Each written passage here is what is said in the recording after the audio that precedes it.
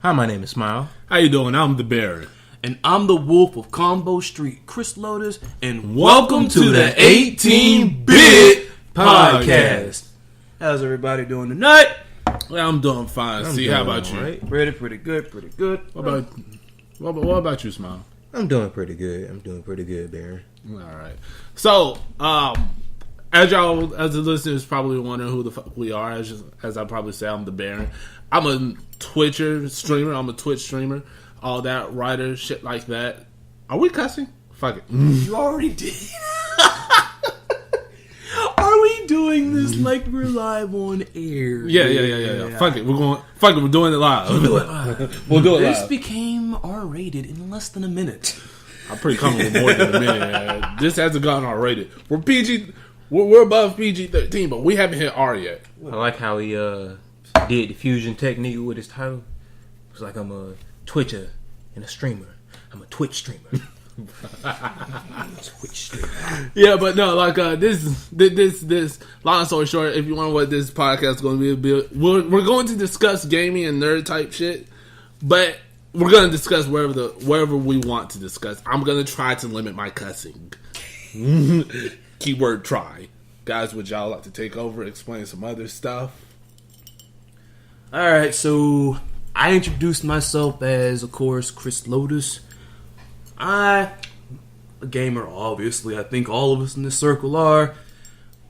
I would say, well, I still am mostly rooted in fighting games, but thanks to meeting some people and kind of venture out a little bit, I've become, like, if you want to know, I guess to simplify it, what I'm currently really playing, fighting game-wise, I've only really been playing Injustice 2, which I love to death right now.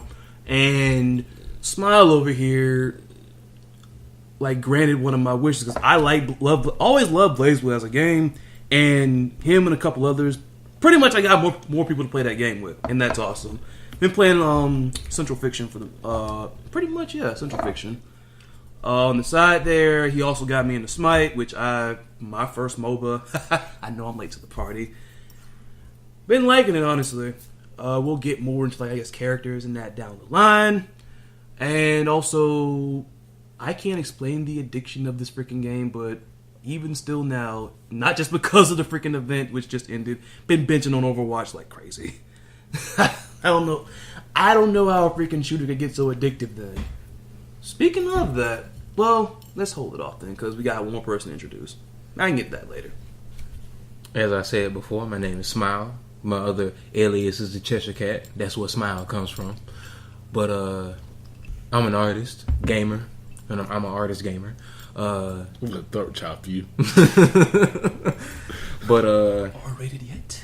I've been still PG. I've been playing games for about as long as I can remember, and I think my first game that I remember like fluently was Tekken 3. I want to say. Yeah, it was Tekken 3. Tekken 3.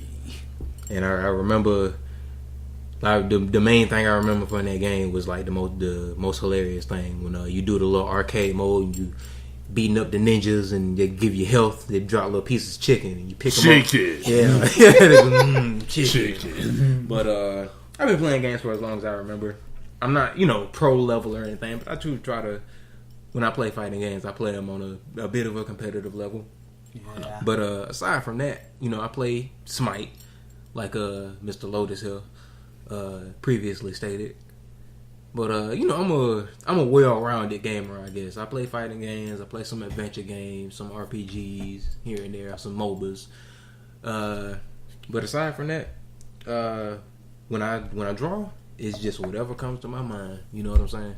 It's even recently, I did a Halloween crossover picture for BlazBlue characters and Guilty Gear characters since they were made by the same company. And I just do whatever comes to my mind. I get it out there. I didn't think we were getting that detailed with the freaking intros, but then again, I'm just hey, you did it. No, you did a great job. I mean, it's just my fear because I got, as I always tell everybody, and some of them know, I got freaking 1,500,000 freaking experiments I'm working on or whatever. But maybe I was thinking about plugging those later. I don't know. I mean, if I can plug them. I mean, well, later. Yeah. But I mean, on the side, of course, old Ronald Barron. Excuse me, he probably didn't like that. Sorry. Listen, I already put my real name out whenever I stream, so I really don't care if people hear my real name whenever I podcast. But yeah, he brought me on there, had me use my talents there because I'm putting this, just mixing and editing with the podcast. Aside from audio editing, I also do video editing as well.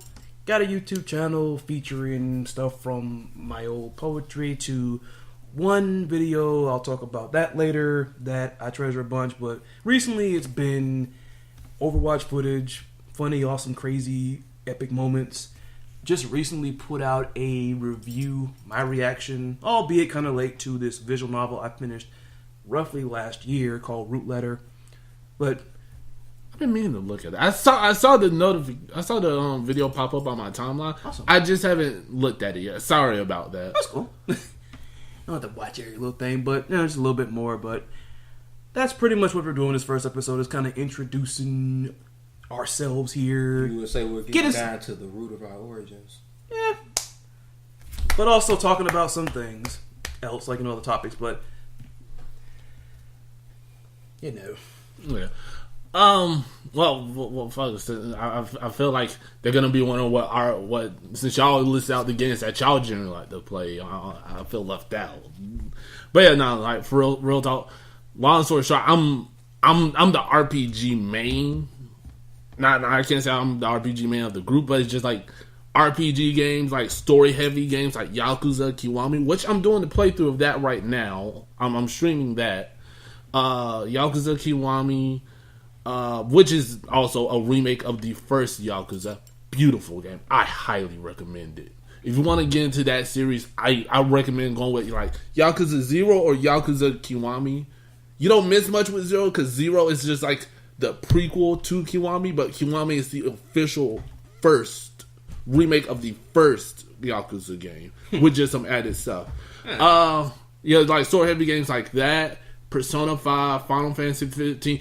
I love Final Fantasy. I suck there. Trying to keep him going R-rated. He meant to say he sucks at the game. Right. Since we're doing tactful censorship. Yeah, we'll go with that. Tactful. all the stuff. But yeah, no, like I really do enjoy the Final Fantasy. That's like one of my favorite game series of all time. But like them, I played MOBAs. I tried my hand at Smite. It wasn't like the one thing. Like it was. I'm not gonna say it sucks. There's worse out there. Paragon. It could have been so good. It really could have. They put out a new update. They brought passives back. Oh my goodness. I was so mad at that. I'm sorry, I'm about to go on a tangent real quick. So like, for those of you who never played Paragon or who like might have played when it first came out but then just dropped out, they made an update where they made everything prettier and shinier. Then they made another update where they updated the HUD and the card system. The new HUD looks pretty good. It's pretty. And they also added another update that made everything die in 2.5 seconds. Basically, like legit. I can legit blame part of this to me being stupid because I play the carry role and carries are generally stupid. We roam around by ourselves like we could just take the whole world. But like, there's part of this, like, if you get locked down in Paragon, put down the controller, you're dead. I mean, is it the same thing as Smite be? I mean, me, like, being in Smite is like, feel like I'm still learning the ropes of the game, to be honest. I've been playing for, like, I think roughly a year now. I mean, I've had, like, well, yeah, because I pretty much had Smite. Like, I was playing with the guys. Like, I was using this PlayStation 4 at a gaming spot down here. I was playing Smite with them then, but then I eventually saved up, got my own console and everything, and I was playing that. So it's roughly been a year since I know I've had at least for a year. But I don't know. Like, Because you're talking about carry, I just like learned now that carry is like most of the hunters like in the Conquest. And for those of you that don't know, like in a general sense, carry is a character that can provide steady damage. Okay. The DPS are like in like World of Warcraft. Okay, that makes sense. Yeah. But with Paragon, the great MOBA that could have been. I don't call it great, but I said that could have been. So the thing with it is, it basically went from this great, MOBA that had its own unique system. Because they even had this unique thing called travel mode, to where if you were out of combat for so long, then you gained pretty much a natural movement speed boost, where you could get places faster and all that. It basically went from this great potential MOBA to Overwatch, third-person Overwatch. I can see that. Yeah, yeah. And the currency system is very, redundant. So, in normal MOBAs like League and Smite and Dota, where you get gold and then you use that gold to buy your items, right?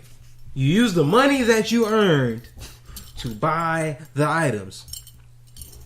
But in Paragon, you earn this gold, right? You earn this gold to buy a gem with a certain attribute that you then use to buy the item.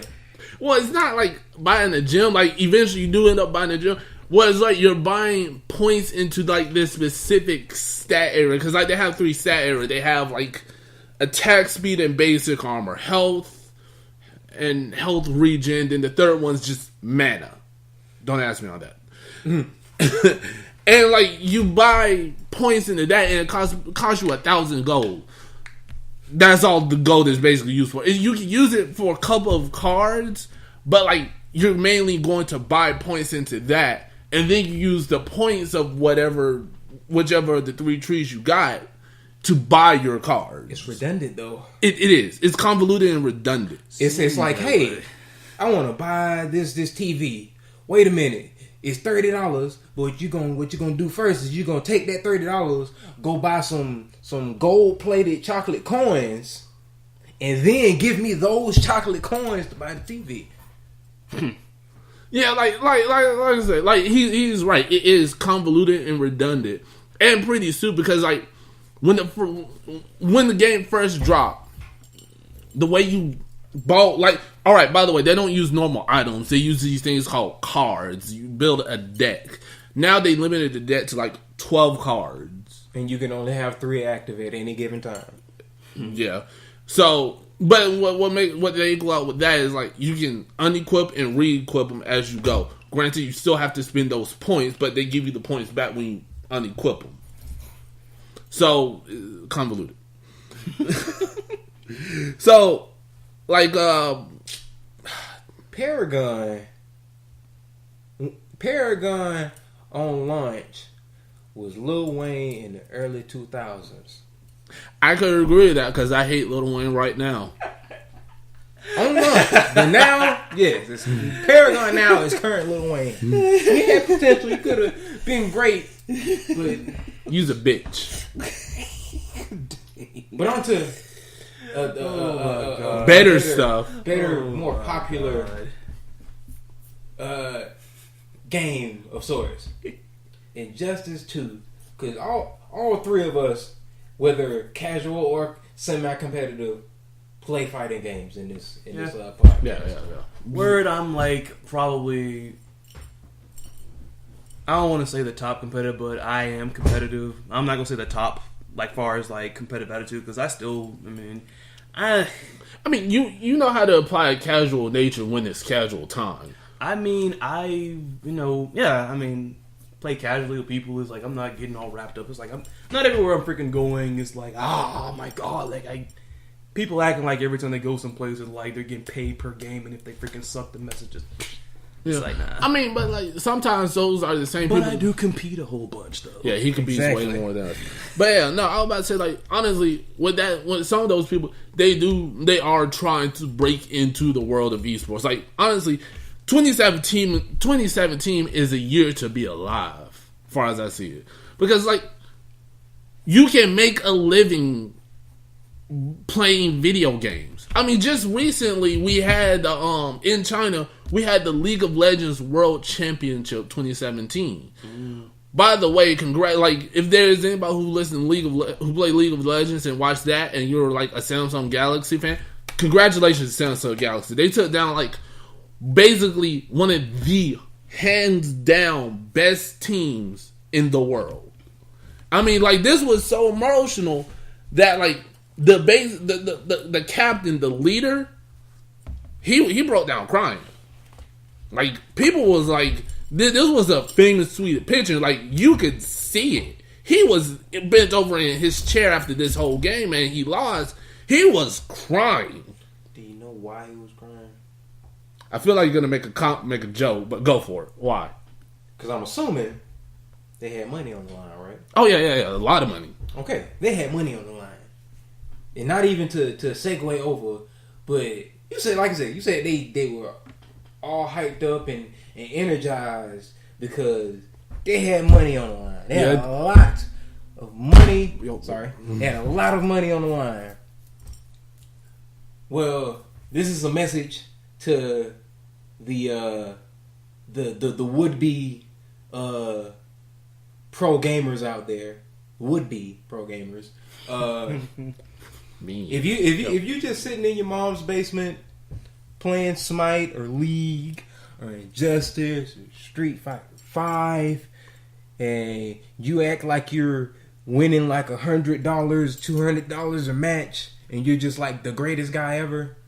We have a phrase for you. We have two phrases for you guys. For those of you that think that you know everything, so to speak, about the fighting game genre or the MOBA or any competitive game for that matter. You think you know all the ins and outs, but you still come up short. We call those Jeffs. Right. Bitch. Wow. I was gonna go with try hard. No. Boy, If you think you have all the knowledge that there is to be known about the game, but you don't, and it is demonstrated or shown that you don't, then those are Jeffs. And to shoot even bigger shots off, if you think that you are the only good fighter or player in a come up closer, my nigga. in any particular competitive game, if you think you're just the cream of the crop and you always come up short, then we call y'all low tier gods. Yo! Oh my god! Bro, this is about to get us fighting with like everybody. They about to find us on like PlayStation 4. Like, so what was this, my nigga? What was this? Bro, and if that upsets or riles up any of y'all, I would gladly repurchase Street Fighter 5. Bro, I got it. You can borrow mine. That too. I would gladly knock some of the rust off and get my girl Laura back out. And I'm a pre-buff Laura main. For those of you that Bro, I can attest to this. He was. I fucking hated that bitch. I was a Street Fighter 5 beta Laura main before she got buffed. And that's another thing. Like people, this falls into the category of Jeffs. If we need to find another name. If you are the type that has your would-be tier list in your mind and you're like, oh, this character is trash, I'm not gonna play with her, or you're the type to literally drop the character just because they got a small nerf, didn't even try to adjust to the character, you just, oh, they got nerfed, they're trash now, I'm gonna stop playing with them. That falls into the category of Jeffs because I really feel like we need to find another name. Because I feel like if he listens to this shit, he's gonna say some shit to us, and we might have a fight on our hands. Because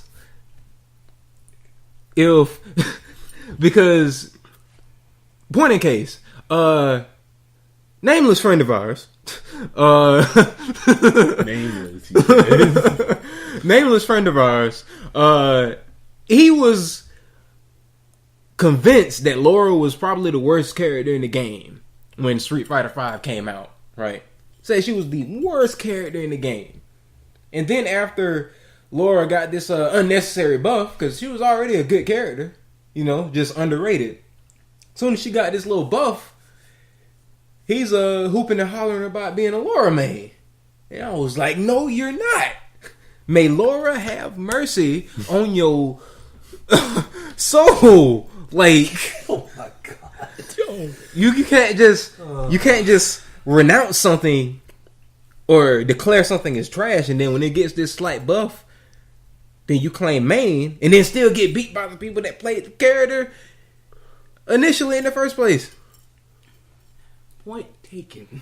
He ain't Point wrong. taken. But that's But, the I mean, what you got? You got more? You got but more? I was saying that's the whole You got nature of nerfs and buffs in any game, any competitive game. You can't just drop the character or they're trash, you know. It's like okay, let me chime in. Nice touching on some stuff, even though some unexpected, but nevertheless, let's just okay, check it. Freaking okay. We talked about this before, as far as like the whole matter of nerfs and buffs, and it's like it's even like with the same case with the Smite almost.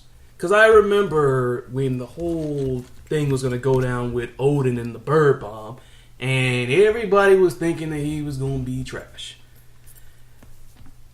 Like nerfing, I always saw nerfs like this. You may lose depending on what happens. Now, some characters get some unnecessary stuff. Unnecessary buffs and unnecessary nerfs happen. They do. Zeus. They do. But it's like, because the Laura mess was uncalled for, I always thought that the character was decent when she came out. Had some very underrated buttons. Just saying. I'm about to say, you know Like, why she climbed to the top, like, what's up? I'm about to say, you know why they buffed her, right? Because she was rarely played in tournaments.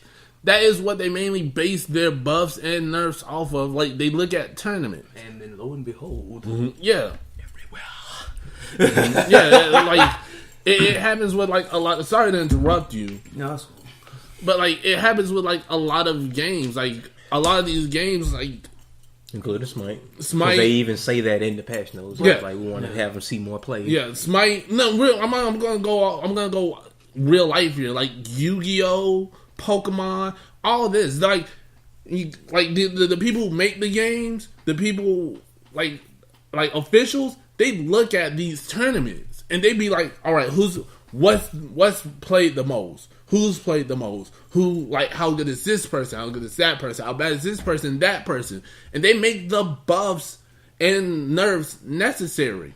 Like, sometimes... So why not more Alex in Street Fighter V? My main when he came out, by the way. I don't Just know. saying, now, before he came out, because, okay, I've been playing Alex since freaking debut then, Third Strike. But it's like, I'm a wrestling fan, and now, wrestler. Shout out to GWC Intensity for letting me on. But I've always liked the wrestling characters. Even when I was younger, I always tell people watching WCW and like when they had the Cruiserweight division, it was mostly like luchadors and of course Ultimo Dragon. As a little one, I would look at them and they look like comic book characters. So I always tend to, in most cases, like the wrestling characters. Which, of course, I guess gives a spoiler to before Alex came out in Street Fighter V, I was a Mika main. So, but it's like, I mean, I can see that, like, I don't know, like, it almost seems like balance is one of those things. Balance is like one of those things that, I don't know, can it be perfectly and totally done? I mean, you know, it's one of those things where it seems like the perfection of it is quite difficult to do. However, there are some matters where I just feel like some things should not be done then.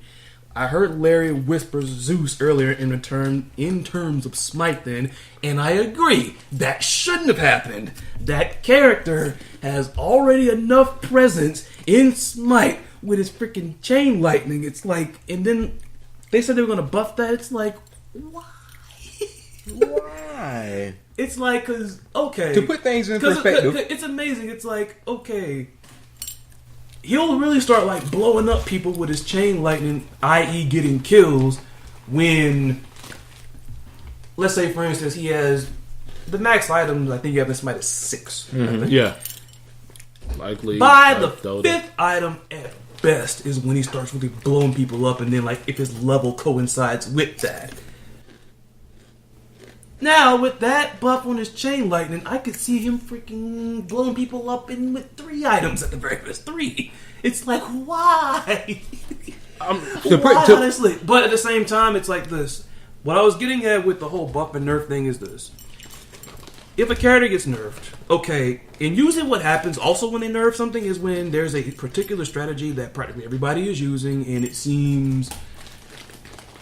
I like to stray from the word overpowered because everybody uses it, but I guess for the time being, overpowered, it seems too fierce or whatever. Like, it just seems too good. It just seems too good. They go for those first then. And people always claim once that gets knocked down, that's it. Not always. like Aquaman. What it pretty much means is now, good example, in Injustice 2, good example, you just have to do some stuff differently. I think Larry gave me the best example when it came to Scotty when they started like nerfing her ultimate or something.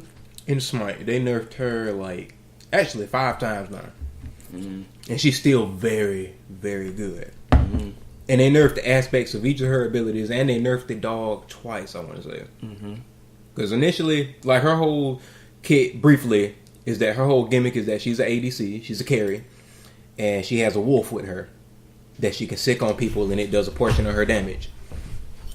So, the whole presence of that is that when she came out, the dog did 100% of her damage.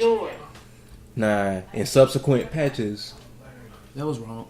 In subsequent... Take care of some stuff. It's okay. Continue, Larry. In subsequent patches, they nerfed it so to where the dog did 90% of her damage. And they nerfed the dog again to where it did 80%. And then her ult... What happened is the dog has hit points to keep it alive, and once you exhaust the hit points, the dog dies. What will happen is when you pop her ult, it'll basically revive the dog and make him immune to damage, so he can't be killed. And they nerfed that as well. They nerfed the time on the ultimate, and then they nerfed the ult again to where the dog can be killed, but it just revives it. But that's one of the stronger cases of nerfs, because the character's been nerfed several times, among other Smite characters. It's been nerfed. She's been nerfed maybe, I want to say actually 6 times. Because they've nerfed the ultimate twice. They've nerfed the dog twice. They nerfed her permafrost as well. Actually, yeah, that's 6. They nerfed 3 of her moves twice. Honestly, that reminds me of like the one. Sorry. It reminds me of that character from League of Legends, Irelia. She literally had a culture started around nerfing her. I could not BS about this. Like, even when she wasn't played in a game, people said it. It was like her name was Irelia, and like it was a popular. Then just be like nerf Irelia, nerf Irelia, nerf her. It became so popular. I wanted to say they put on a T-shirt. Like.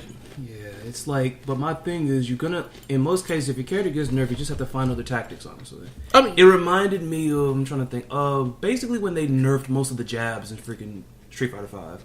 And I mean the anti-air property, because almost everybody had an anti-air jab. Like, for instance, it got to a point where I was just straight down the ticket maining Alex. And he had a really good anti-air jab. It was really good. And then I think all across the board, I think most anti-air jabs got nerfed basically.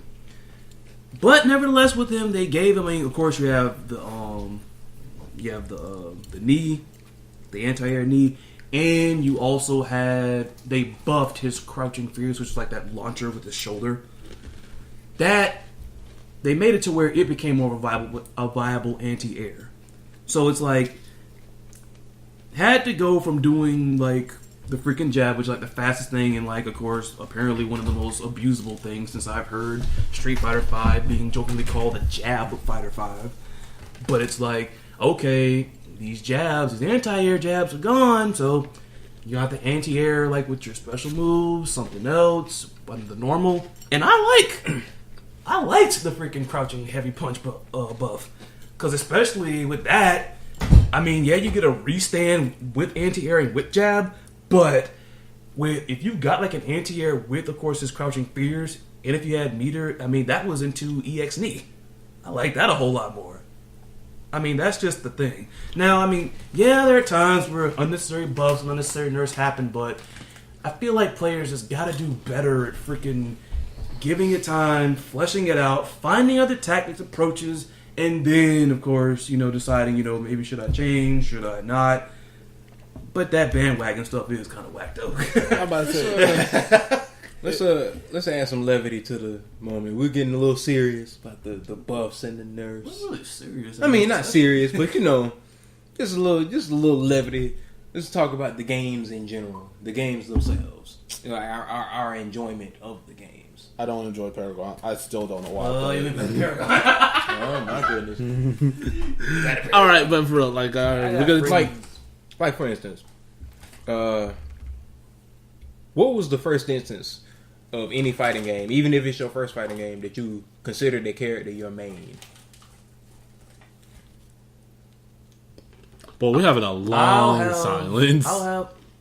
Yeah, leave it. See, Ronald always got a freaking state the obvious. It was a long silence. Narrator. I'm trying not to say the one thing that he doesn't want to say. He forbid us from saying that, and it's not even a bad word, honestly. It's not. But he just forbid. He just forbid it, and I'm trying to be.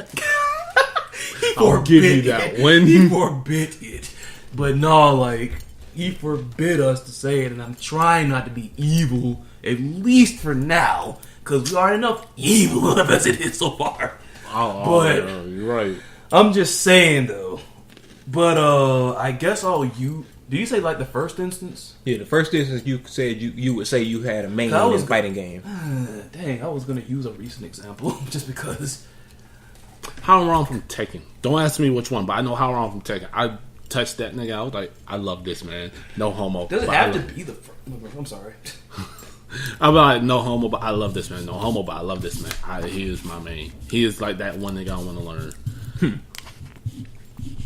Like, does that have to be the very, like, you talking about like the very first instance, or just like an instance in general? Cause like the very first instance, but not necessarily. It can be multiple.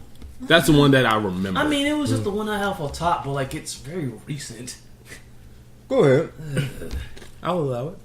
I mean, I was gonna say like, cause okay, Larry knows about this, cause okay, Tekken as a game I think is very cool. It's a good game. It's just I felt like I'm not that person that's just gonna say a game sucks because I feel like I don't know how to play it, because that was just my thing. Because I liked the game, I just felt like. Especially, I think it happened more when I got into it competitively, or when I tried to. I did not think. I found I wasn't really as good as a game as I thought I was. So I wasn't really looking at Tekken 7 all that much. But I borrowed Smile's disc and ended up liking it. But I actually first played Tekken 7 at this place up in Lithonia. Isn't it Lithonia? I think it is. But round one. That tournament? Round one, Stonecrest. Round one up in Stonecrest, the Stonecrest Mall. They had Tekken 7 booths up there, like I think before the game even came out, like the arcade version. No. But yeah, to answer his question, Josie, because she looked good. Hey, sometimes that's all it takes to draw you to a character. Well, I mean, like, at the same time, I mean, playstyle was actually pretty good, even though I did not play Bruce at all. He debuted in, what was it, 5 or 6? 4. Not 4. 5. I say I played 4. Okay, 5. 5 I did not play all that much. I played in like arcades, but 5 is kind of a blur to me. Like the main ones, all the ones I played that I've known, it's everything except 5. But Because 5 was kind of a blur. But it was just the fact that the reason I asked that was because my biggest Tekken main always, Julia, aka JC, Mark Moment, and before that Michelle, of course, Mama Chang as I call her. But and of course, same with the wrestler thing because I was a King fan, but once. And this was like when I was little. Like, this was like Tekken 1 and 2. I thought just the character was cool. It was like, oh, God, with a freaking, like, tiger mask. It's a tiger. We look like tiger mask. Stuff. But it's like, once I got, like, older, I'm like, oh, okay, he's a little complex. But I learned eventually. But I was also a King fan, Armor King fan. But getting on this question, yeah, that. Joseph. Fuck. For me, the first instance, which it changed quickly after that, but in Tekken, it was Yoshimitsu because he was like the most interesting character to me in Tekken 3. I like him too. Like, he was cool, honestly. Like this whole the little helicopter blade, he would fly around. He just seemed like a very zany character, and that's why I liked him. But it's changed now because my quote unquote main in Tekken isn't in the current game, and that would be Zafina. Oh, yeah. Which is actually cool, because I thought she was really cool, too. Very awesome design, and very unique fighting style. Like, there is nothing like it, I don't think. Yeah. You know what? That just from him saying... She was kind of scary, because, like, didn't she, like, grunt like when she was... Nope. Like, nah. No. Completely silent. She just crawled on the ground, that real freaky crawl. She did, like, spider crawls. I'm pretty sure, like, she would, like, grunt a little bit when she did moves, but maybe I got my messed up. I don't know. But you want to know, the segue time, but you want to know, like, what Yoshimitsu reminded me of that we haven't played in a while? What? Soul Calibur. Well, I mean, his ancestral great. I want to say that's the same one. No, it isn't. I'm not shocked. It's an ancestor. It is an ancestor. I'm not shocked though. It is an ancestor.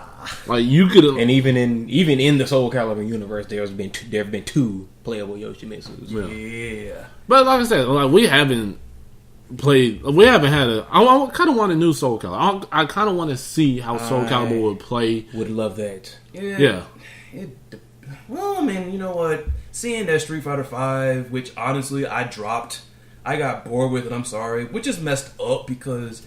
And this might sound weird coming from me, but I watch Evo every time I get the chance. Man. Evo became everything for me. Like, forget the freaking World Series, Super Bowl, Stanley Cup, all of that. Evo mess. is the Super Bowl. Even though I am that pretty athletic. I mean, I'm known as like a jogger, or whatever. But still, like all that. Evo was like one of my happy days, one of my happy weekends.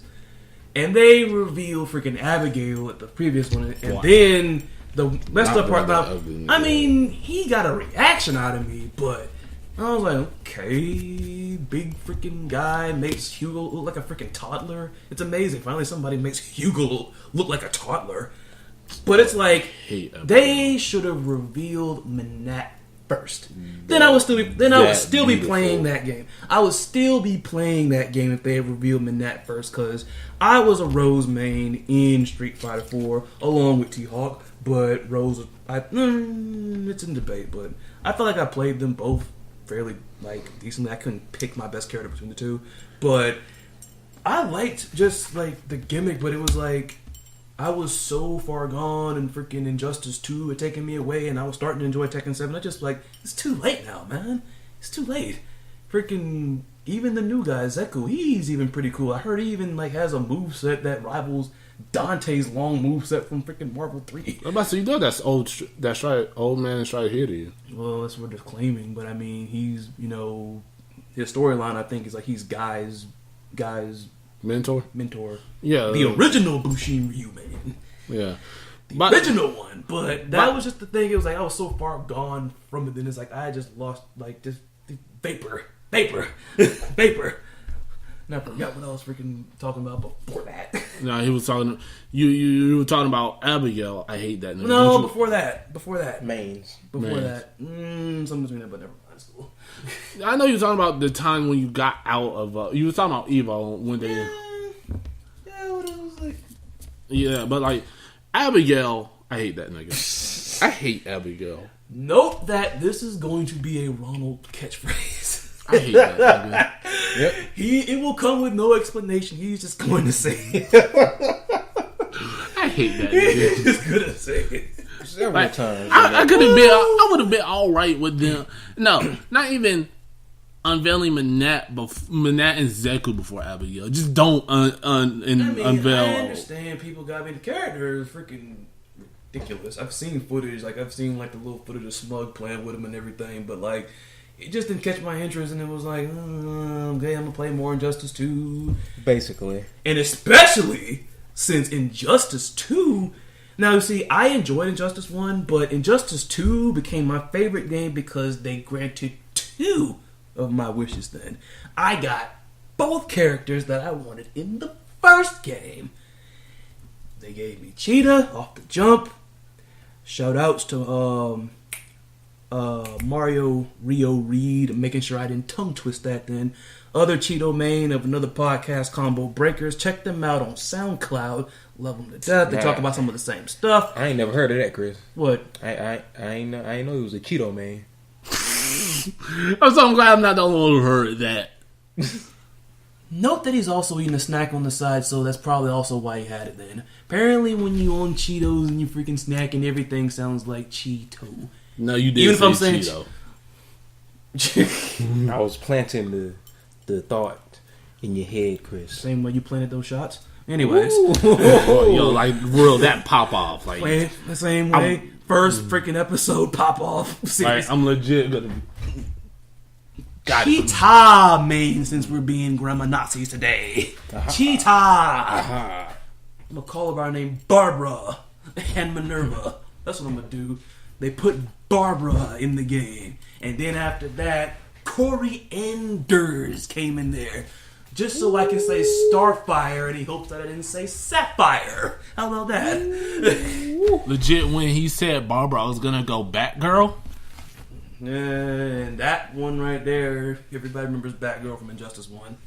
Yeah. So stupid. Sonic Fox So- freaking killed with that. Boy, Sonic Fox kills with everything. Yeah, he does. He does.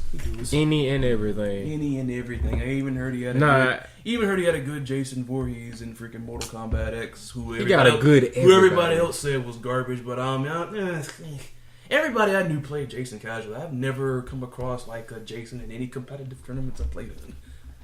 I don't know. Only person I knew that played Jason like that was Domo. That was actually his main. Yeah. What's up, Domo?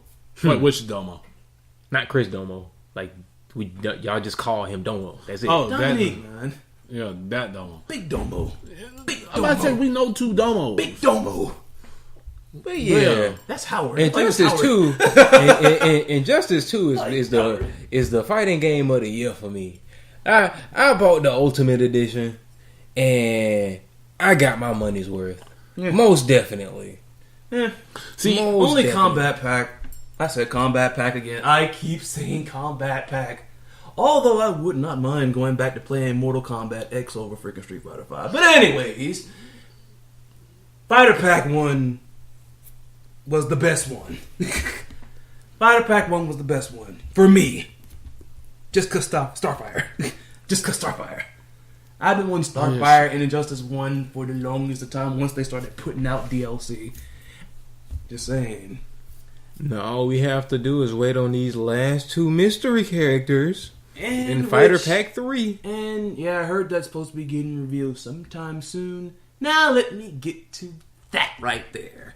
Because just like every other person, when characters are coming around, the speculation train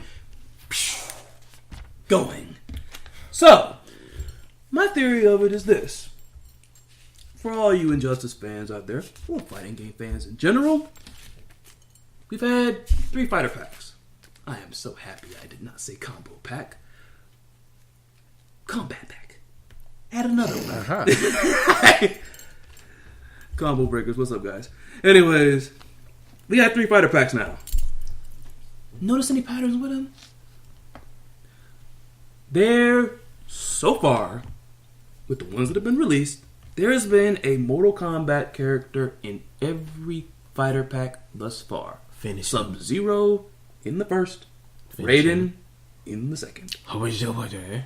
Now, I totally don't want it, but I'm just saying, if patterns are telling anything, if they are telling, we might just have another one in this upcoming fighter pack. And I know some of you are groaning about that. Like I said, I kind of don't want it either. But now this right here isn't like theory, it's wishful thinking on my part. Now, those of you realize that there was one character, far as I guess main character, or at least there's one character in particular that got pretty much written the heck out of the freaking storyline for the most part. Somewhat in Mortal Kombat. Somewhat in Mortal Kombat. Yes. Okay. Somewhat got written the hell out of it. Even like, because okay, we had revenants of all the characters that pretty much died after that huge freaking onslaught, and we saw some of them in the story. We saw some of them, except one. No Jade. No Jade whatsoever, and yes, that is my favorite Mortal Kombat character. My bias, I don't care. Yes, same reason with Josie. Look good, everything, yes. There is no Jade anywhere. And yes, before you even get at me, I know that there is that variation for Kitana that was based on her. No pun on the freaking Egyptian god on her, but nevertheless, still, nowhere. Although I'm pretty sure there was speculation she was this mysterious woman that popped up in one of the character endings in Mortal Kombat X. Can't think of whom's, but there was someone that people think was her. Now I'm just saying, wishful thinking, maybe, just maybe, wrote her the heck out of there, removed just like, not even a Revenant. Maybe they wrote her off so that she could come into Injustice 2. I'd be down for that, but like I said, that's wishful thinking. It's not a real theory, just wishful thinking. Just wishful thinking. Because I've heard a lot of stuff about like the one hooded silhouette. I think it is in the bottom left corner. The one that looks hooded, and some people are thinking that it's Tremor. Some people are thinking it's Tremor. Tremor. I thought it was Trevor for some reason. Which, I mean, is kind of interesting because as far as fighting games, I know about freaking the spin-off Mortal Kombat games. We don't talk about it. But Tremor's only really been in one fighting game. No, wait. And that's Mortal Kombat X as a DLC character. So, I mean, I wouldn't be playing it if it is him, but still, I understand. I'm about to say, sorry to poke holes in your theory, your wishful thinking about Jade. Granted, she's also my favorite female character, hands down. Fight me right now. You'll lose. Mm-hmm. Fight me. You'll lose. We will determine this later. We will determine this off. We will determine this. And while y'all kill each other, Ermac will be there to collect the souls. There is going to be no each other. There is going to be no each other. I'll take out Ermac before I take it. It is not the fact that we're going to settle this over here. There's no need to because he just can't. You just can't. He says that now. But still. My inner Hanzo is coming out. Like, far as I'm going to say, like, going by your... If we had to go off your theory, they'd have a bigger cast to pick from just characters that they written off. No, that's wishful thinking. Yeah. Now, the theory is just that there's going to be, like, okay, thesis is pretty much this and only this. Forget about the little freaking Jade fantasizing there. Nah. The theory is that this next upcoming fighter pack, we've had freaking one Mortal Kombat character in the first 2 packs, and there's going to be one more in the 3rd one. I don't want it. I just feel like it's coming. Exactly. It's going to come. Yeah, probably. I just don't... Honestly, I don't think it'd be Jade. It's probably not. Like I said. I mean, yeah. Like I said, wishful thinking. Yeah, I was about to say, yeah, on my little topic list, we went, as far as I'm concerned, we went through, like, Paragon and Smite. By the way... Wishful thinking. Sorry. Yeah, right, you never played the Lawbreakers beta, did you? No, I didn't, but I can sit on the sideline some more. I don't know. Like, did you? Yeah, unfortunately. Oh my god. Damn. Like, Unfortunately. like it was enjoyable, but you could all you could chalk it up to is, you know how Paladins is free Overwatch. Yeah. Lawbreakers. Is that the mess with like that little mushroom character like that throws the kunai? No, that is Battleborn. Sorry. That was the Sorry. We'll talk about unfortunate. That was the unfortunate game that got overshadowed. But we'll come back to that later. But Lawbreakers, like I said, you remember how Paladins is free Overwatch? Well, Lawbreakers is R-rated Overwatch because there's lots of blood and dismemberment and things of that nature in Lawbreakers, but it has the same basic mechanics and character like classes as Overwatch. I can't say that, but like I can't say like R-rated Overwatch. I call it more like Quake and Overwatch's love child, because it like a lot of times you do move like with the speed of Quake. Somebody said in a review this be best played on a PC, which is right. I like upon looking at that game, further review of that game, and I looked at it one more time. It's they're right. Like with the way the movement mechanics work, because you have rocket jumping, like surfing, flight, stuff like a lot of different movement mechanics. Like you come out better just using a keyboard and mouse. The other thing that got me about that game was, like I said, it was like kind of a Overwatch with a ramped up rating, but it got me because they even have a loot system, just like Overwatch. You play a match, you get experience, you get a loot crate, or in the case of Lawbringers, a fucking cargo pod on a transit train, I guess. And it gave you the same things. You got either skins or stickers or whatever, but the only thing that pissed me off was there was no real diversity, because they had this whole cops and robbers thing where you had lawbringers, which are basically the police and whatnot. Then you had another set of characters that were breakers. They were basically criminals.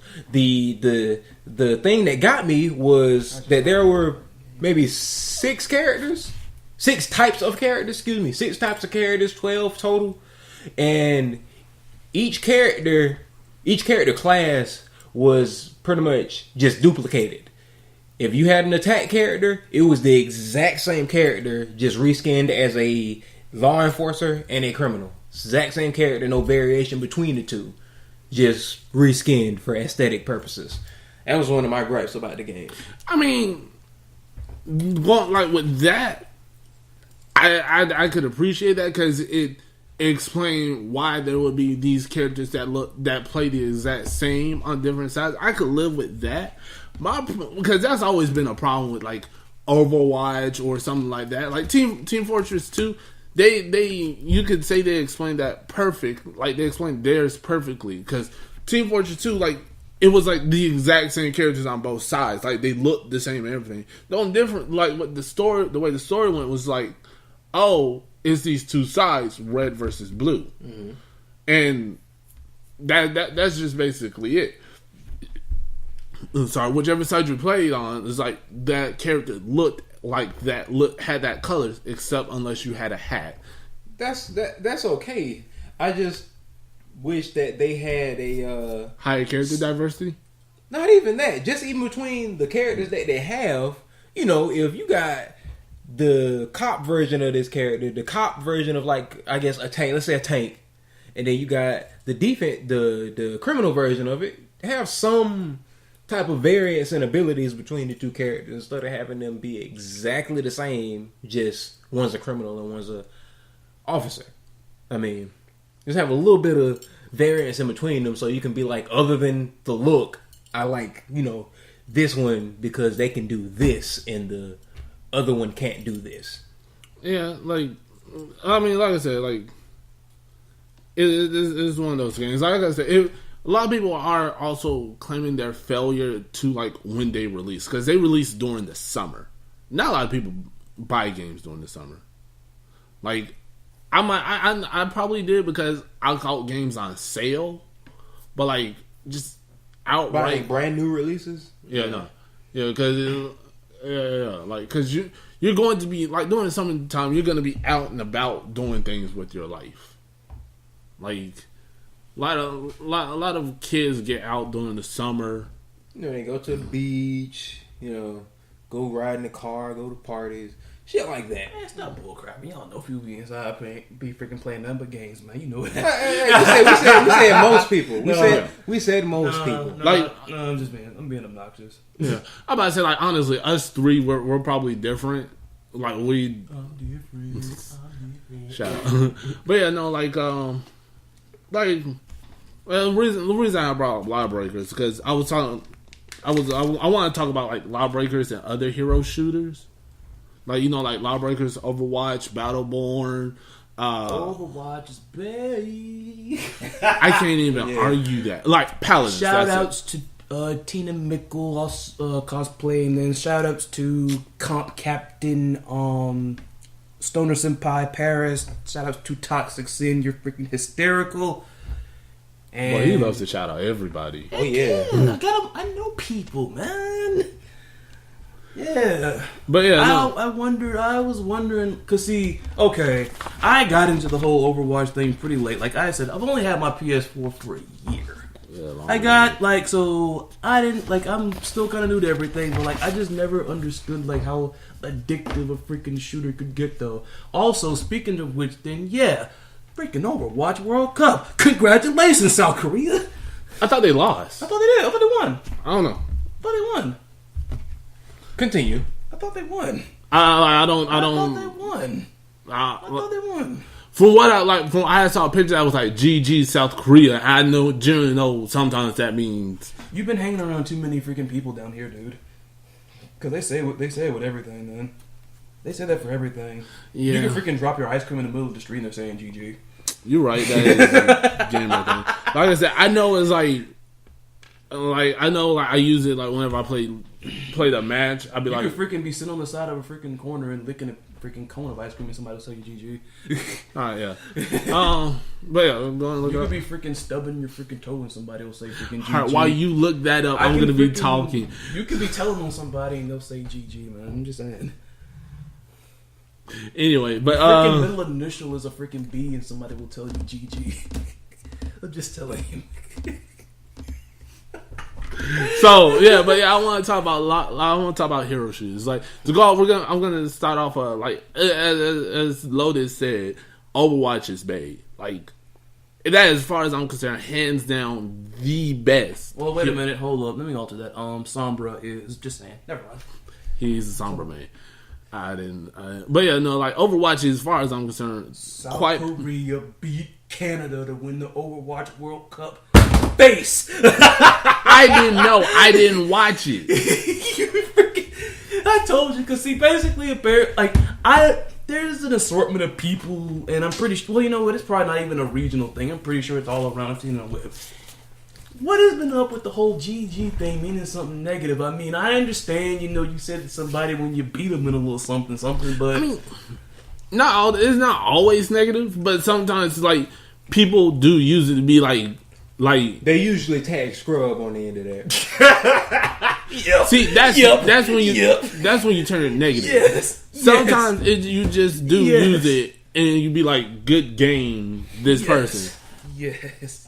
And sometimes it's just it depends on your, because even if you use a text or a picture, you can't have a certain tone with it.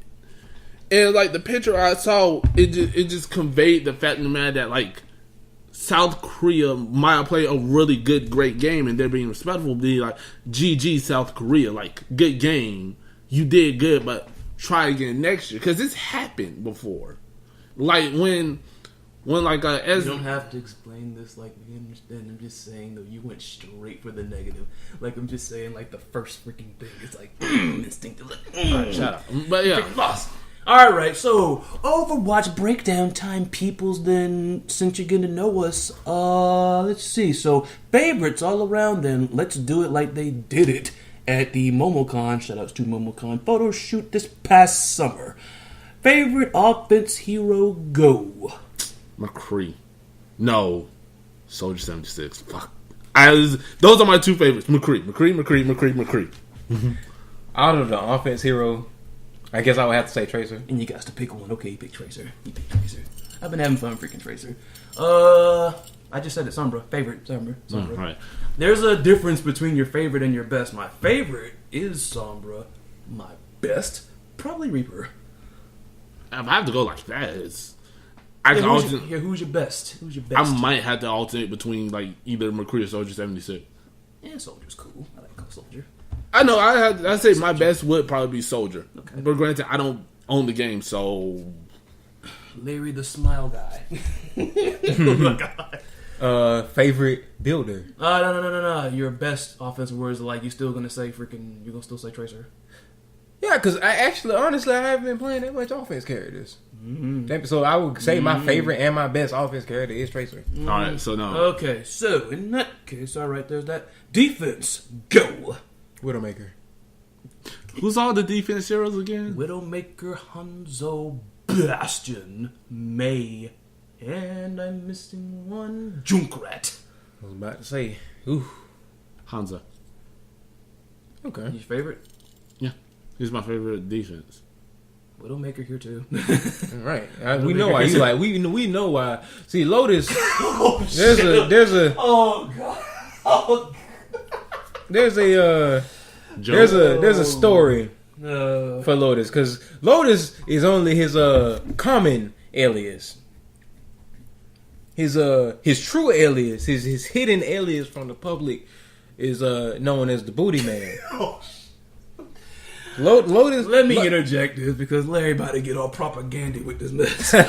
He really is. Y'all should tell a story. The funniest thing is, I did mention earlier in Street Fighter V, I played Armika, who I was actually happy to see back, although probably not my best character in the game. Alice was my better character.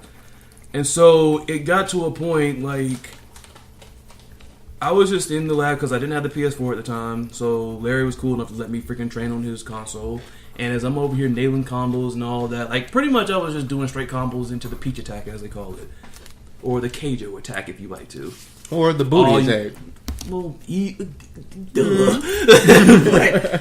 So it got to a point where I think somebody in the freaking shop, when I used to go, had a freaking speaker, and I was like, you know what? I know exactly what to freaking play as I'm hitting these combos. So, friend of mine, out of nowhere, I don't even know like how this happened or whatnot, but we freaking just heard the song, and then I was just tripping off of it. For those of you, YouTube, Tim Wilson, Booty Man, and the rest is freaking history.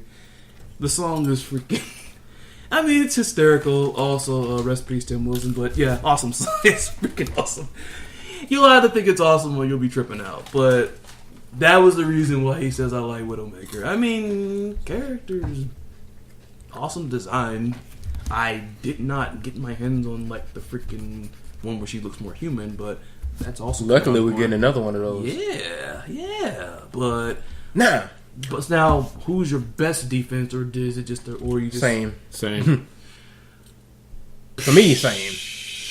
To be honest, I actually I used to freaking not.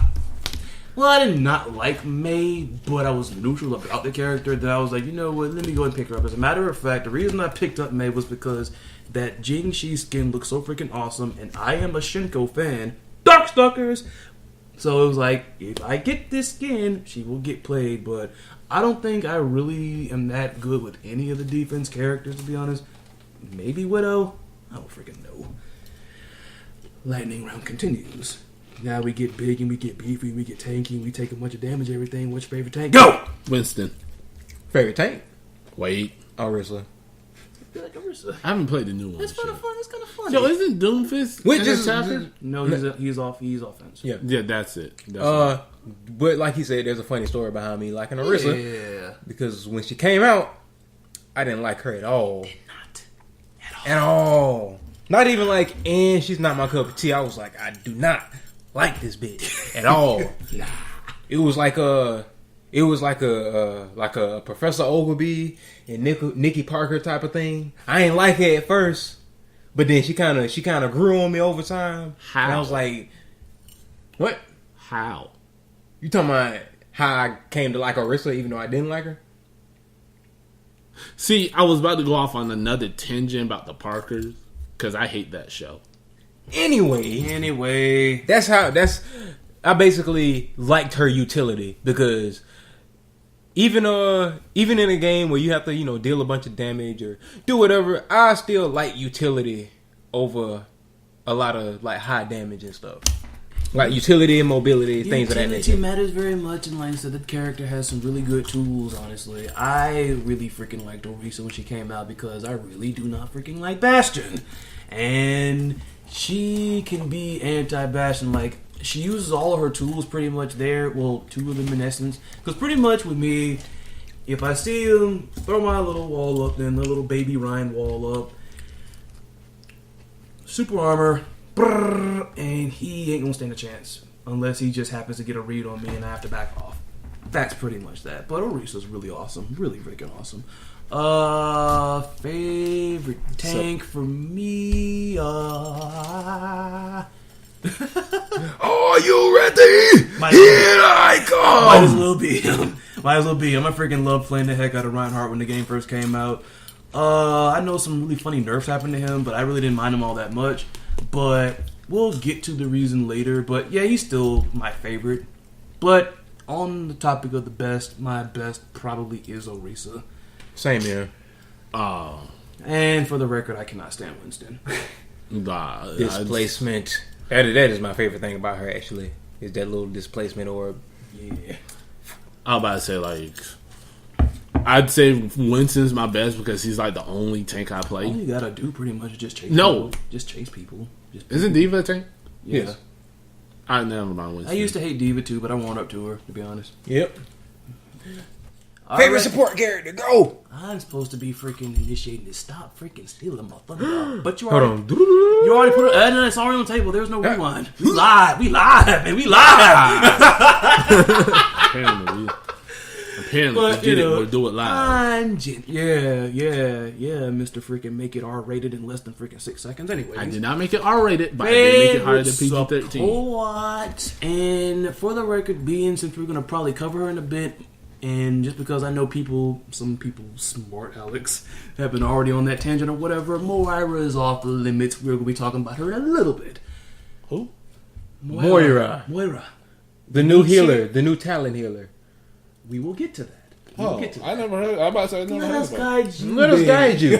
But while we're on the support, yes, Ana. Ana. And the reason why I was talking about the whole Reinhardt thing is my friend John, shout out to Crusader, freaking plays a freaking wicked Reinhardt. Like his Reinhardt and my freaking Ana is freaking tag team of the freaking promising tag team of the freaking year. Like we coming up. When I nano boost him, like the guy does not die, like he doesn't give any crap. Like he does what he's supposed to do, basically. And I'm still freaking healing him, even though, of course, nano boost gives freaking, of course, reduce not only more damage, but of course, person that has boost take boost damage. Y'all know that. But yeah, it was another instance where I just liked the character, and it was just it's a cool gimmick. Shoot enemy, hurt, shoot ally, heal. Kind of like it's hell of a gimmick there, honestly. I love the gimmick. And it's like, and then the same thing with the freaking grenade, but even though a little bit more. Throw it at an ally, boost healing. Throw it at an enemy, you don't heal. Wild. Also, like, I mean, I could sit here and talk about Ana all day, but I freaking love that character. By the way, I heard about the buffs in the PTR. Blizzard, keep that mess. I'm just saying. They're right. Because all the healers been outshining her. I'm just saying. And I'll get to that later because I'm holding it up. I was about to say mine is simple, quick, simple, easy, Mercy. If I can't pick Mercy, Ana. Like, You can pick Mercy. yeah, I know. Only Moira's off limits because she's not here yet. But you got people, because I've seen people be like, I love Moira. I mean, I understand love at first sight. You don't even know her. I mean, I know love at first sight since I talked about Josie, but still, it's like, nevertheless. But I mean, Mercy. Mercy or Honor. I really don't care between the two. Let's go Mercy. My- You can say Mercy. My best will be like Mercy or Honor. I don't care between the two. Mercy. Wow. And Lotus here already knows my favorite support. She's not a healer, but she is support nonetheless. Symmetra. Miss Symmetra. That character got such a freaking blessing with that buff. And it's like, that's such a Exactly. blessing. That's what drew me to her. Once again, was the utility of the character. Yeah. And like, I feel like Symmetra players have to be some of the most creative players too. Especially like when it comes to you like setting up freaking turrets. Because I've seen some nasty. 'Cause nasty us is- stuff. It doesn't have to freaking do with the fact all of them are placed. Like I've seen this little meta where they're freaking sticking the freaking turrets in like behind bushes and crap, and you freaking walk by the mess and you touch me. And What touch me? The strategy with Symmetra players, this is just a little mind game. We use our imagination. We play a little tower defense game in our minds, you know. So we know where the enemy coming from or where they might come from. Set those little turrets up, if you will, and we go out on the street, on the highway, if you will, and dangle some leg. You know, Go out on the street. you know, show some skin. Try to get them to come into said trap. He just made Symmetra sound like a streetwalker. Hey, it is what it is. She get the job done. No, she about order. But I mean, does she bring you your money? oh yeah, of course, she brings me my money in the form of victories. You got my money. Better have my money. But Have you got my go out money? there, show some leg, You got my get them to lure them into the trap, and then they get. Bzzz. Front door. That right there is old freaking Baron Man's house PA system to keep everything secure for your boys in the company here. So, you know, yeah. It's my alarm. I just said that. You just gotta put a little extra to it. You know? Who's your best healer or best support? Well, it's gonna be Anna. It's gonna be Anna. I mean, I used to initially think, I guess, playing Mercy was easy, but at the same time, you're micromanaging. You holding hands with somebody, which is my term for whenever she links somebody, you're holding their hand basically. But you also got to keep, of course, you got to keep your hide protected too, because as I mentioned some time before, and I guess it's in other games as well, people freaking take their healers for granted where they're not freaking even trying to protect the healer. Genji. And I can't stand him. I hate Genji. I forgot Genji exists. If you want to be a healer and you don't like micromanaging, then play Zenyatta. Yeah, Mr. Kiss My Shaman's Ring. He's actually the most aggressive fucking.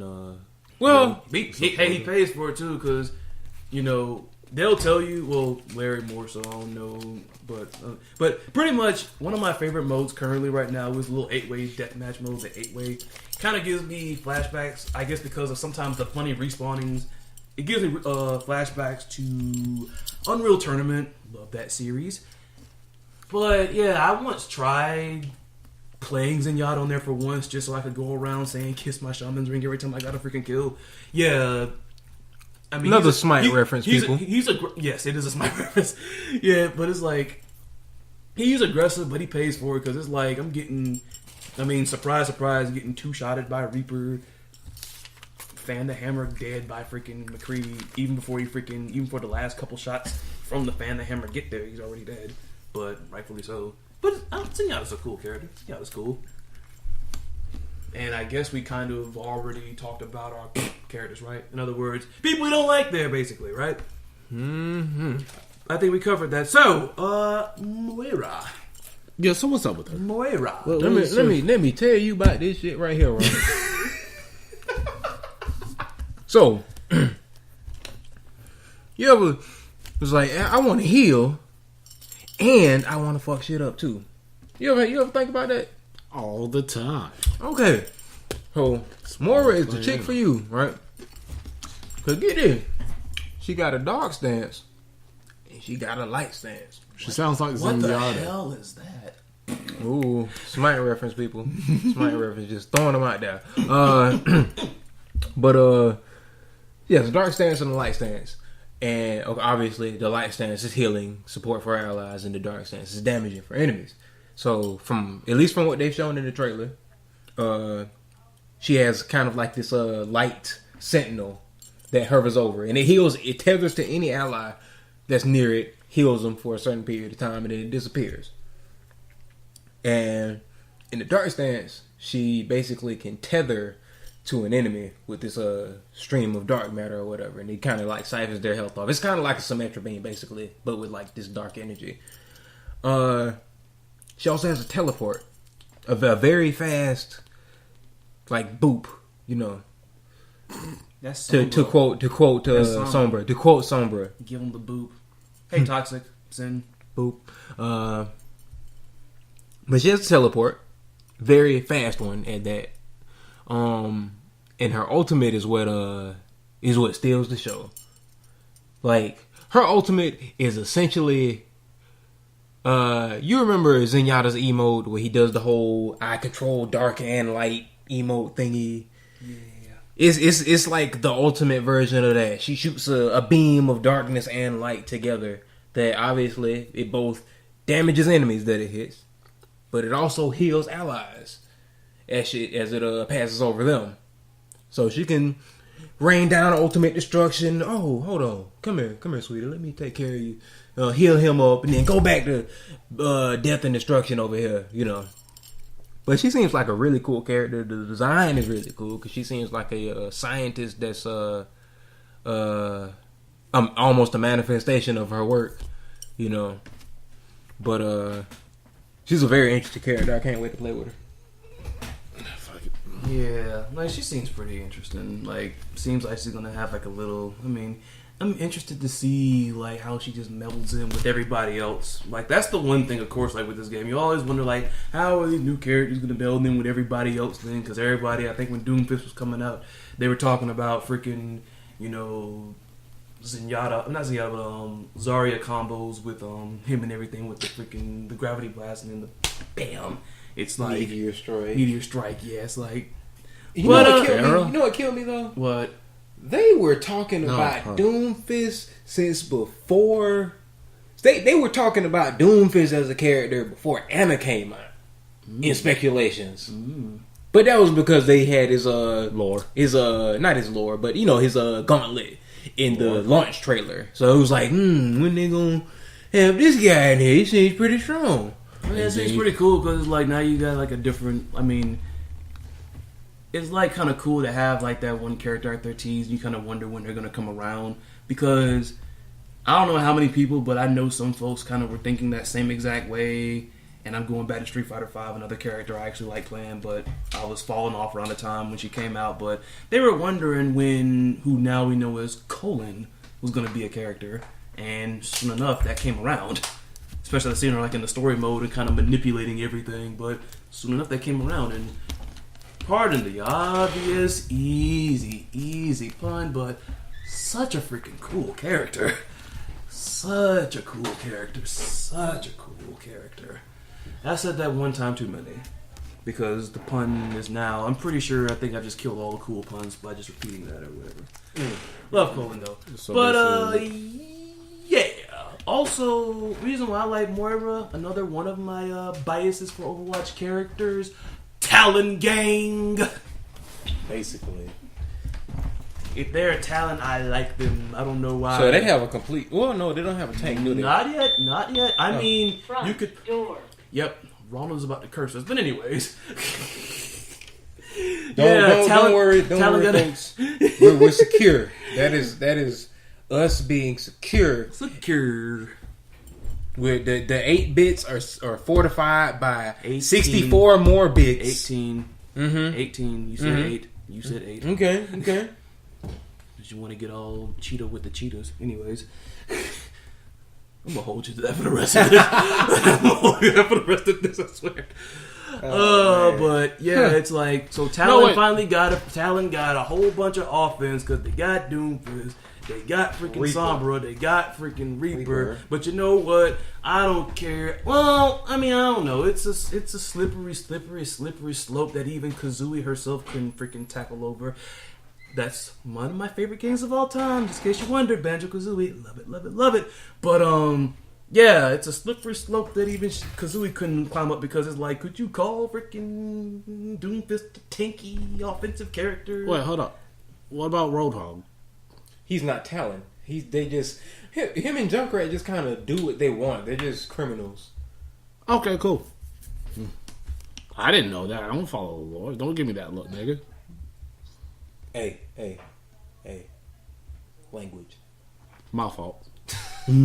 What's up, Derek? We need you here for this, then. We need to freaking censor the heck out of Ronald, because god dang it. This guy. All right, let me rephrase that. Don't give me that look. My dude. It's too late. We is live. We is too late. We is live. Don't give me that look, brother.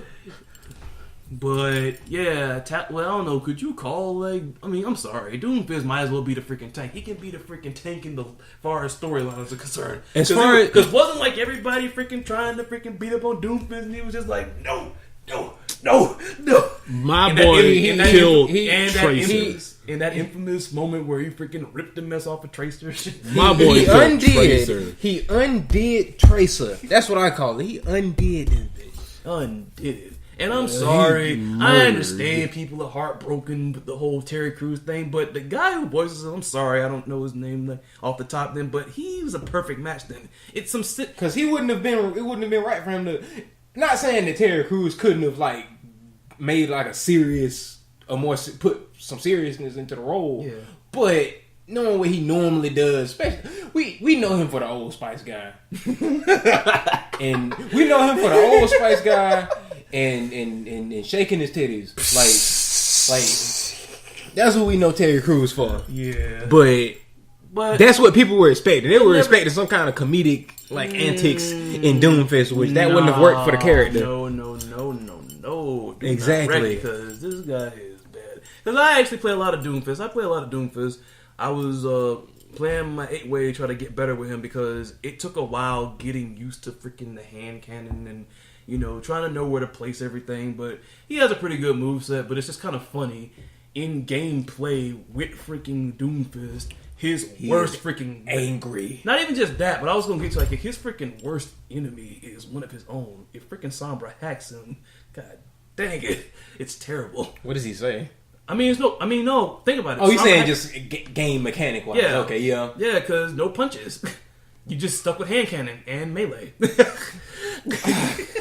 Not the Doomfist, but regular fist. That's Doomfist and Hurt Fist. That's what killed me. Because when they revealed his character design, I thought he was like an amputee or some shit. Yeah. And then they showed him in the announced trailer, which I guess he has to be patient because he literally could have broken out of jail whenever he wanted, right? And and through the course of the trailer, he punched that wall maybe 10 times. He was going in.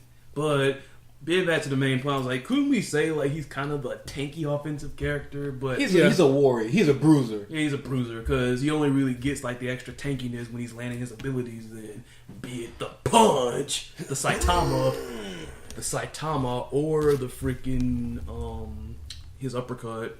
His ground pound's actually really much more better than I thought it was. I thought this is sucky. It's actually really good. Yeah. But yeah, they got a whole bunch of offense. They finally got themselves some support. They got a little bit of defense. They got I'm about to say a dead eye. They don't have McCree. That's Blackwatch. But they got a sniper.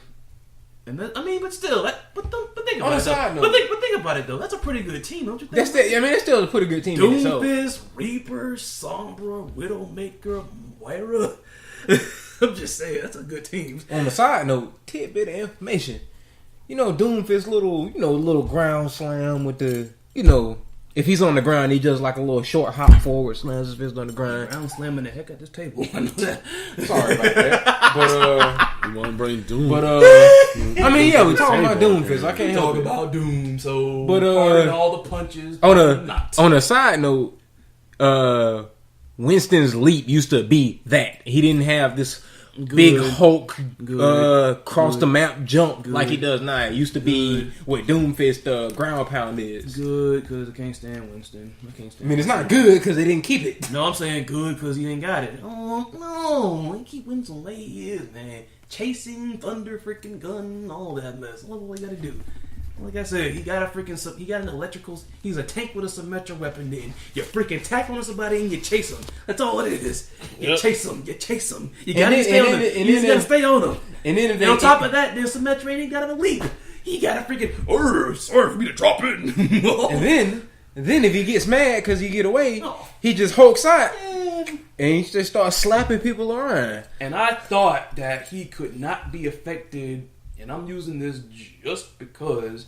Well, you know what? I thought he was invincible to stuff like, I guess you call it in the Overwatch crowd control or status effects. Then but I got it mixed up with Orisa because only Orisa is invincible to stuff like that. Like when she's in super armor mode. Like if I'm playing on it and I shoot Orisa with her freaking with her sleep dart and she's in super armor mode, she will not go to sleep.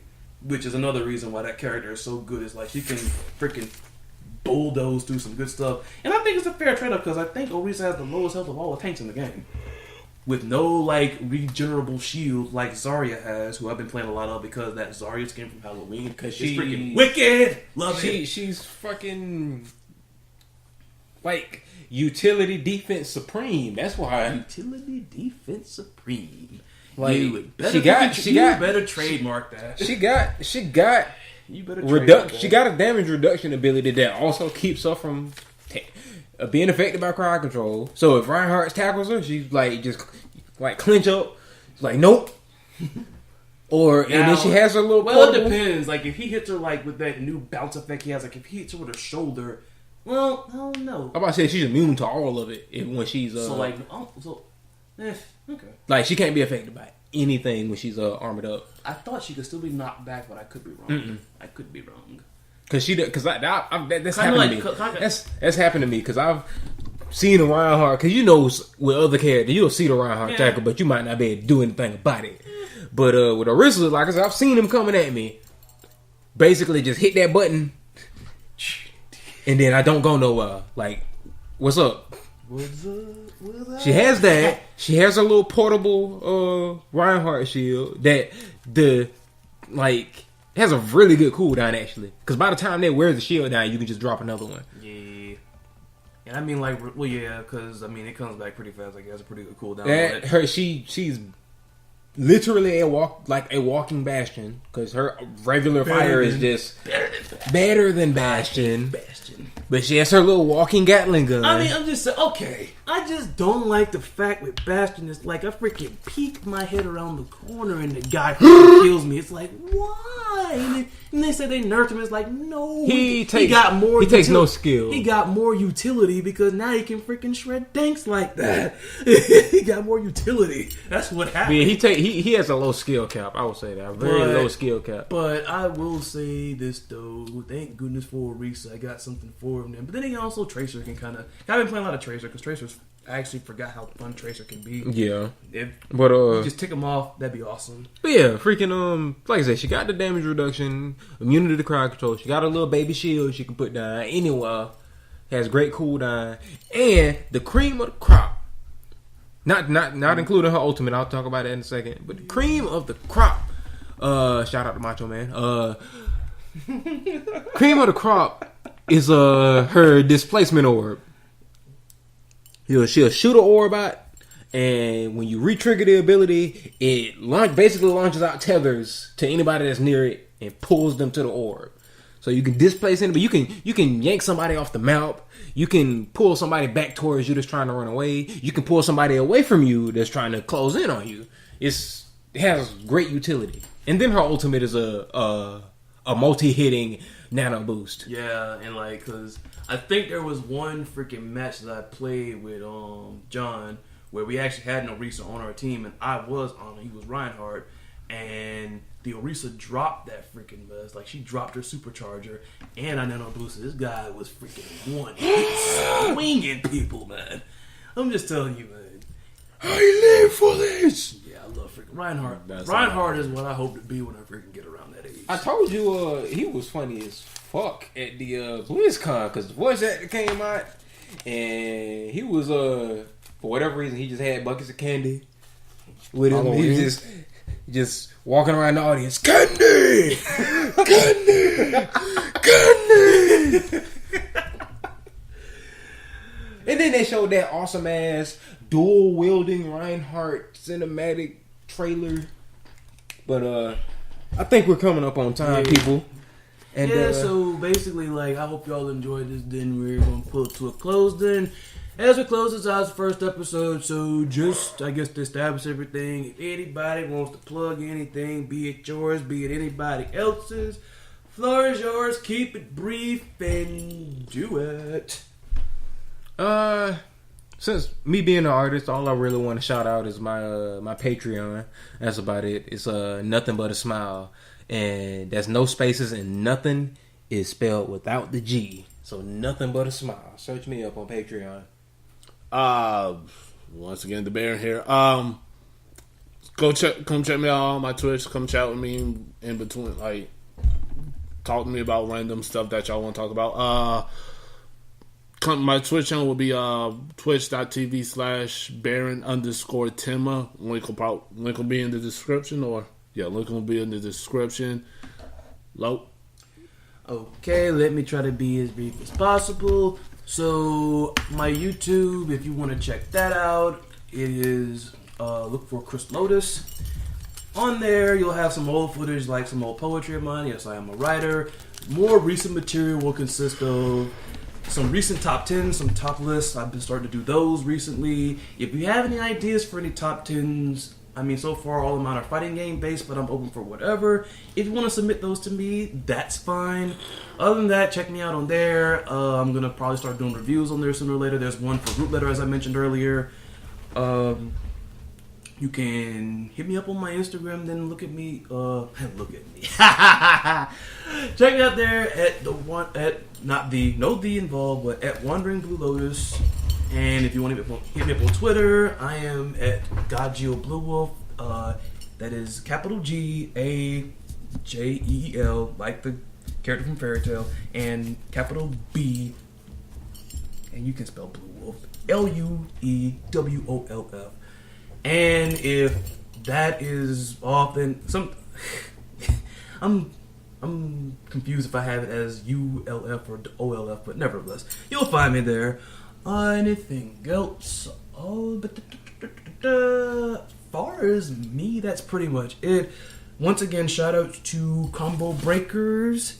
Check them out on SoundCloud. That's Combo Breakers with a K and Breakers with a Z on the end. Shout out to Mario and his gang there. They talk about some similar stuff. By all means, check it out. Awesome podcast. Shout outs to GWC Intensity. That's who I wrestle for. Then check them out on YouTube and follow the Facebook page if you want to come to a show. Then check me out there as Siku the Cursed Moon Child.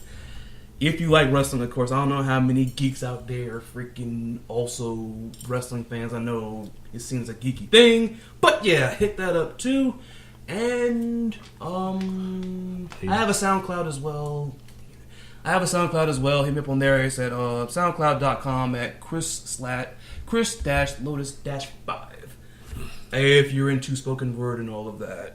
And that would be pretty much it. Also, if you want to freaking play some games with me, then I think everybody passed around their tags already. Larry is Nothing But a Smile. I am, of course, once again, Gajeel Blue Wolf. Hit me up on there. You'll see me on Twitch. You'll see my gamer tag on Twitch. You'll see him on there. Timma, reminded me of Timma Toro. Yeah. And that's pretty much all I think. Yeah. All right. Well, thank you everybody for tuning. Well, this is the Baron. I'm Smile. And once again, I am the Wolf of Combo Street, Chris Lotus, and keep your ears peeled and open because I might transform the next time. And this has been the 18-Bit Podcast. See you guys next time. Take care.